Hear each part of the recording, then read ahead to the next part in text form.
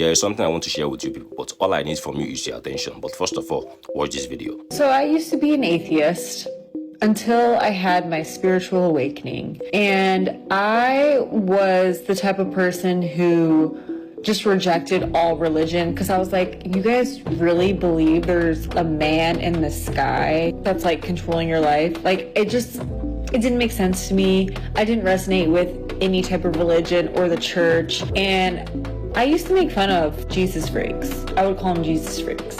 And now that I've had my union with God, yeah, God is very much real, but it's not in the way that it's been preached, okay? It's not some man in the sky. It is, everything is God. Everything.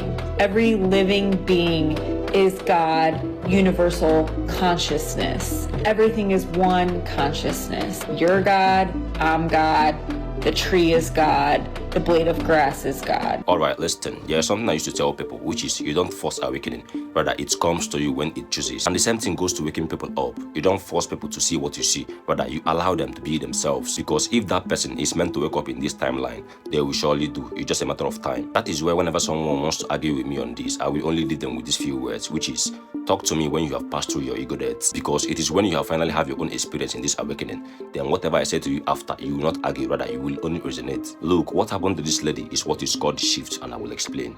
Do you all remember this man, Eboh Noah? The man who said that a great flood is coming but never actually came. I am here to break it to you. The flood came, but not in the way you thought it was going to happen. Have you ever heard the sentence that says that the ways of God is not the ways of men?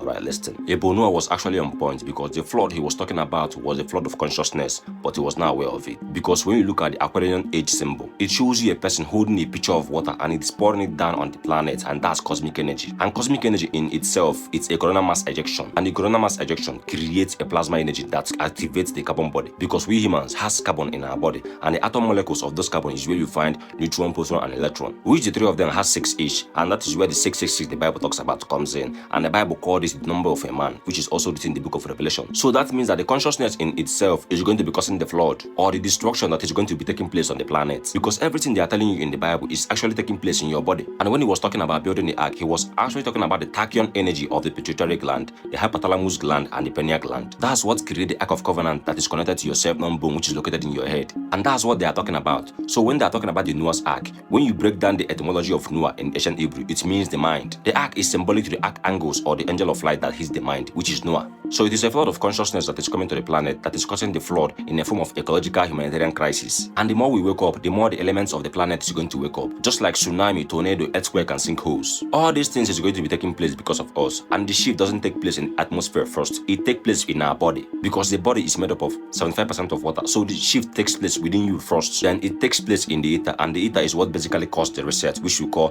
the rapture, revelation, or awakening. I know I will be sounding like a madman to you right now, which I totally understand. But let me tell you this. The whole point of the human race is nothing but evolution. And if you're not evolving, you are doing something wrong. So anything that takes away the power of your mind is keeping you still and delaying your evolution. Because the whole point of life is evolution. So study the laws of your universe. Law of abundance, law of equivalent exchange, law of attraction, the karmic cycle. Study your laws, dwell into your mind, meditate. Understand that you can alter your realm by the turn of your thoughts. And you're only a slave in this system if you can't control your mind. So while you can, and while you don't have the whole world against you, or you don't have a lot of worries, worry on freeing your mind from this realm. When you can free your mind from this realm, everything is but a thought. And if you can't free your mind, then you're a slave to this realm. So as the flood of consciousness is taking place, flow with the shift. And when you do that, you can be able to enter the ark, which is your higher level of consciousness.